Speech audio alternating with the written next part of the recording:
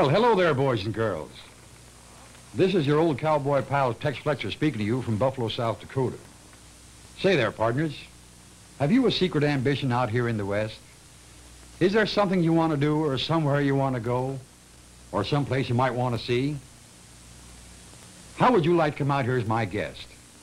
How would you like to ride with real cowboys or meet real American Indians or maybe visit some old historical Western spot?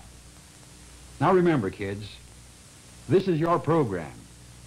So why don't you write to me and tell me what your secret ambition in the West is, and I will help you realize it.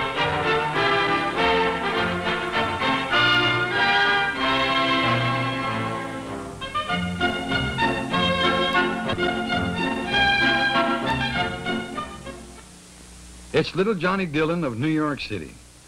Well, you know, Johnny sent in a mighty interesting letter and told me that his secret ambition was to see a real wild horse roundup with real cowboys. And daggone it, here he is now.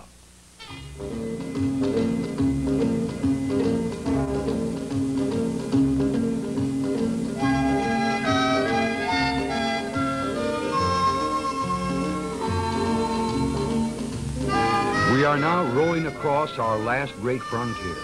You know, kids, here on the Max Ranch in the beautiful Short Pine Hills of Harding County, South Dakota, the cowboy still rides as he did many years ago.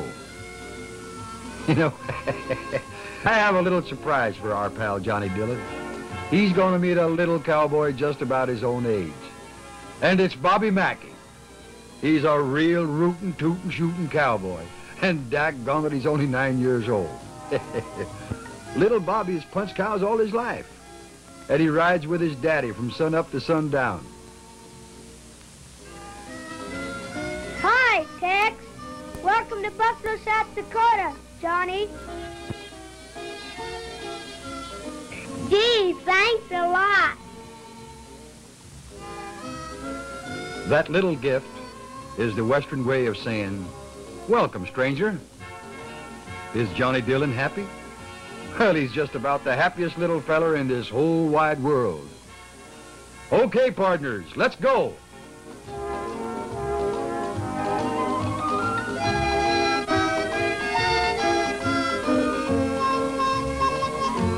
That cowboy up on the hill is spotting the wild horse herd.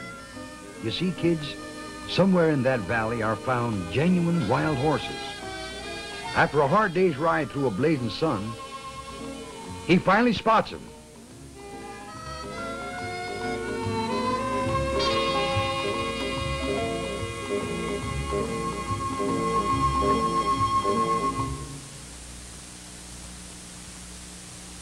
This is Dick Hanafy, a real American cowboy, born and bred in the great state of South Dakota. Okay, then. Head for the South 40, and off they go, and the great horse roundup is on.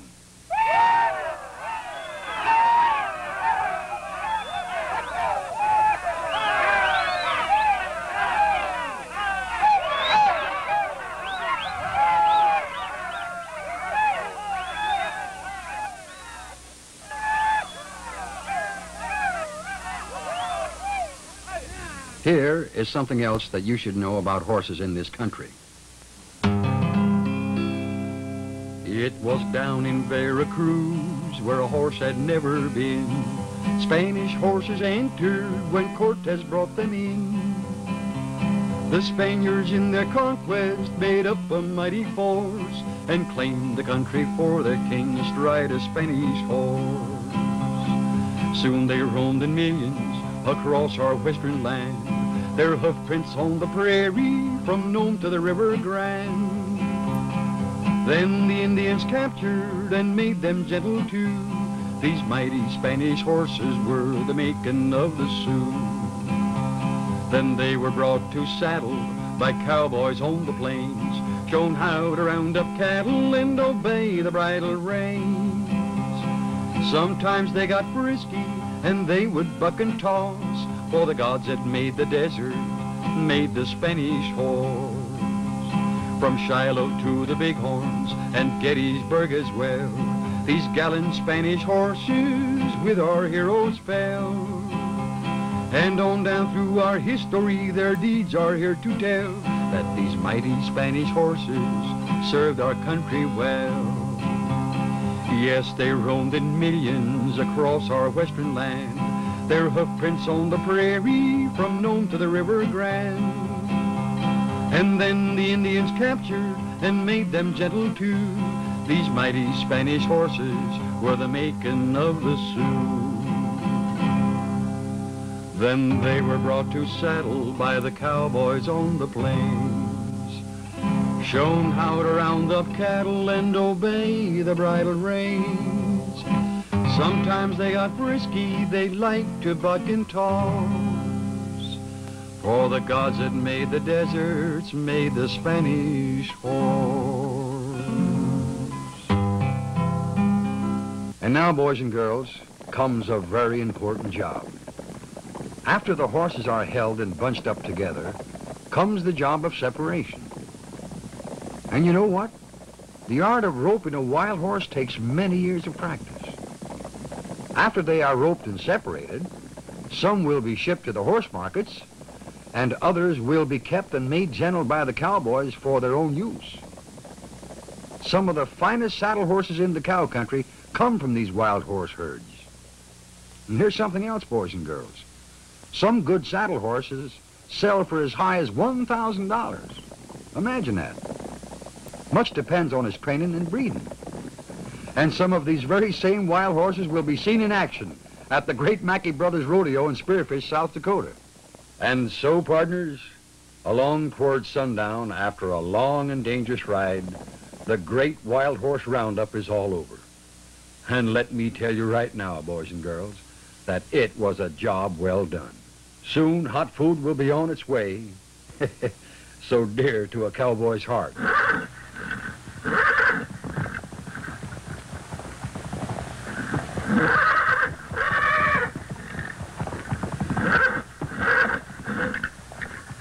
Here, Walter Bloom is fighting a wild horse. Oh, Sam Olson is going to ride him, and he's going to break him. Yep. He's going to show Johnny exactly how it's done. Sam is just 18 years old, and he's a former world champion bronc rider. He lives and works on his father's cattle ranch near Buffalo, and all the folks in this country agree that he's just about the best bronc rider in western South Dakota. It didn't take Sam long to make a gentle horse out of that outlaw. And so, boys and girls, little Johnny Dillon realized his secret ambition. And now, partners, it's time for us to meet our second guest. He comes to us from Indiana. It's little Boyd Wara. And he wrote to ask, is it true that Hickok died in Deadwood, South Dakota? Yes, it is true. I've sent for Boyd. He's here, and so is the answer to his question. Here are the beautiful Black Hills of South Dakota. They run north and south for many miles. Here the mighty Sioux Indians made their home before the invasion of the white man. And it was here that gold was discovered by white man in 1874. And you know, kids, there are still millions in silver and gold buried deep within these hills somewhere. And here is Mount Moriah Cemetery at Deadwood, where Wild Bill Hickok is buried. On Mount Moriah, here he sleeps. His soul has gone to God. And many bitter tears were shed as we covered Wild Bill 'neath the sod. It says, Wild Bill Hickok died here August the 2nd, 1876.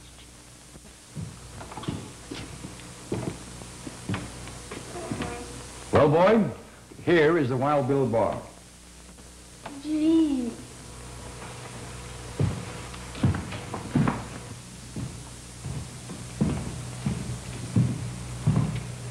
And now, Boyd, in this chair sat Wild Bill Hickok. In this chair, it was Carl Mann. Here sat Captain Massey. And here, an old miner. And now, there's the gun. Let me tell you the whole story.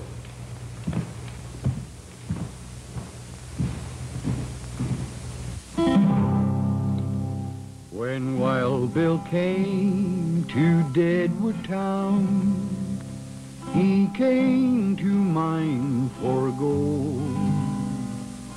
The marshal's badge he did not see, or so the tale is told, in Wichita and Abilene his fame spread far and wide. Then to Deadwood in the hills, 'twas there this great man died. 'Twas there that Wild Bill died. He bid his loving wife farewell way back in old Cheyenne, to make his fortune in the hills and then return again.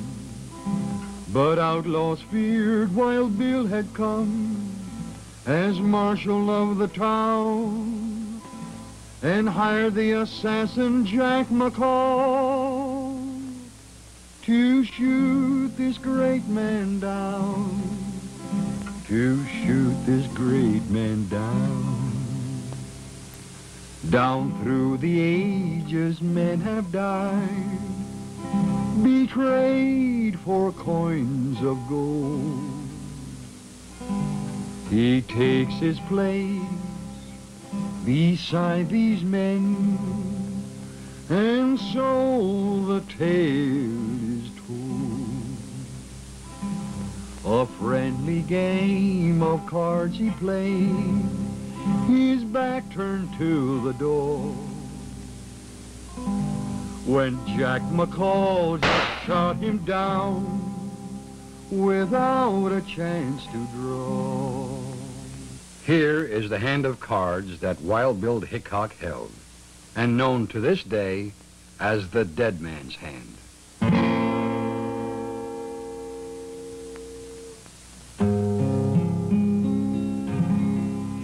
And there, boys and girls, you saw the shooting of Wild Bill Hickok. Exactly how it happened and where it happened. And now it's time that we meet our third guest, Miss Cody Lynn Magstad of Boston, a very lovely young lady. She wrote to ask, is it true that they still have gold miners in the Black Hills of South Dakota? I will take her to a real gold mine where she will meet Sagebrush Jim, a real old sourdough.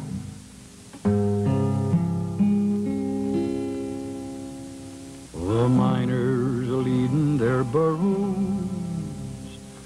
into the Black Hills they came, way out in old South Dakota, searching to stake out a claim.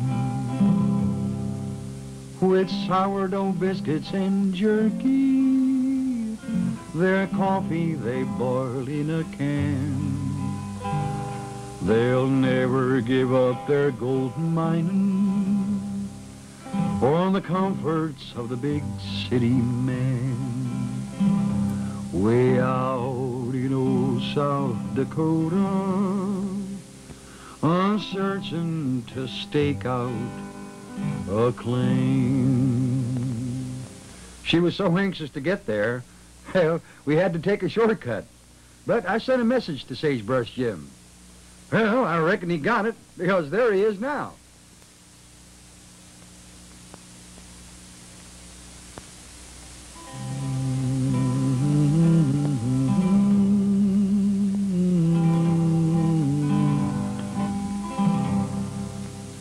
It's not greed that sends them a-mining, nor need for the fortune nor fame.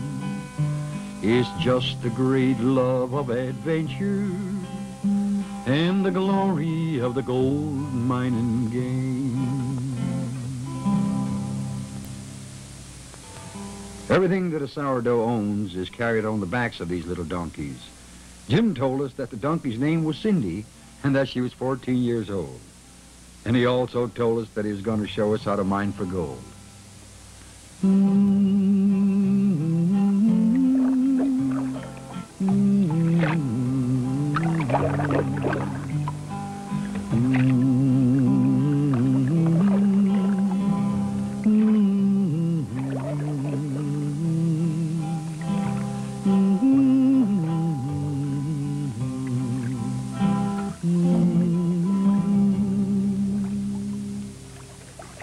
Well, you know, boys and girls, for many years, miners have used the rocker as a means of separating the gold from the sand and gravel. Well, this process is really very simple, as you can see here. Sagebrush found a nugget the size of a marble. You know, kids, these nuggets are washed down from the mountaintops after the spring thaws and heavy rains. In 1910, he found the largest gold nugget in the Black Hills. It was the size of a baseball and is now on display at Deadwood, South Dakota. Mining for gold with a pan is just about the most popular form in use today.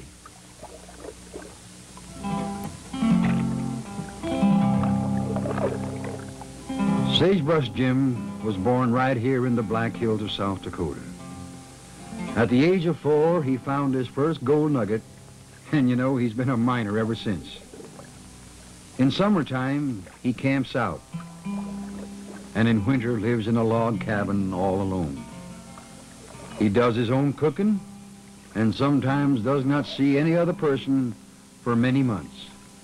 His only companion is his little donkey Cindy, and he finds great comfort in the reading of his Bible.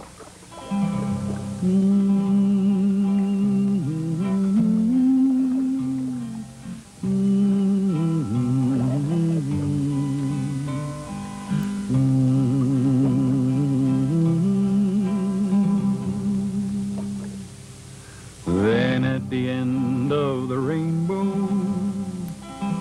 the miner will stake his last claim at the placer that's flowing forever up yonder in God's great domain.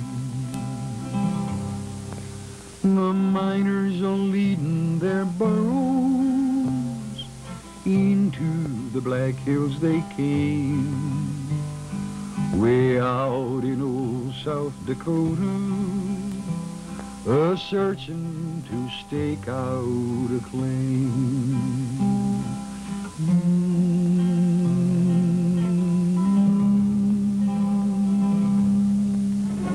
And here's the climax of a child's happy holiday in Spearfish, South Dakota.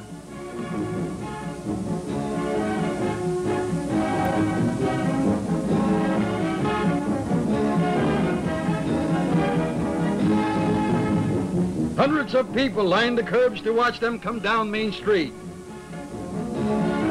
Nick Mackey and all his brothers, Oatley Dean of Rapid City, Sam Olson and Dick Hanafy, great cowboys all.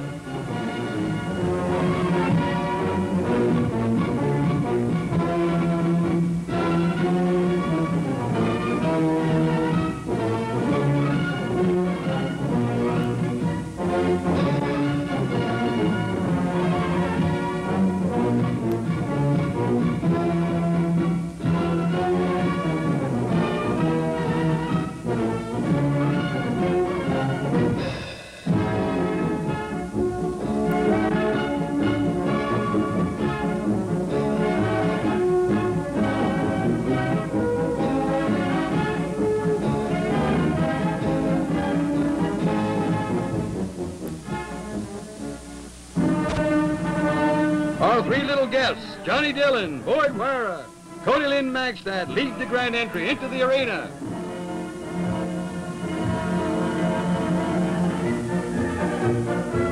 Cowboys and cowgirls from Montana, Wyoming, Oregon, and all parts of the Great West. Yes, they're all here to challenge the roughest stock in South Dakota.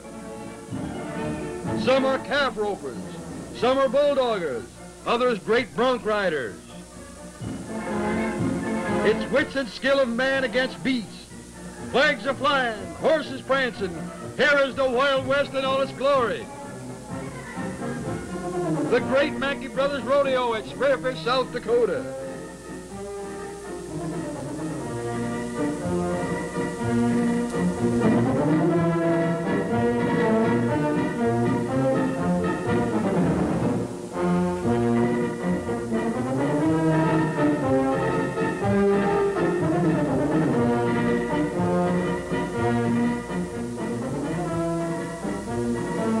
The rodeo is on.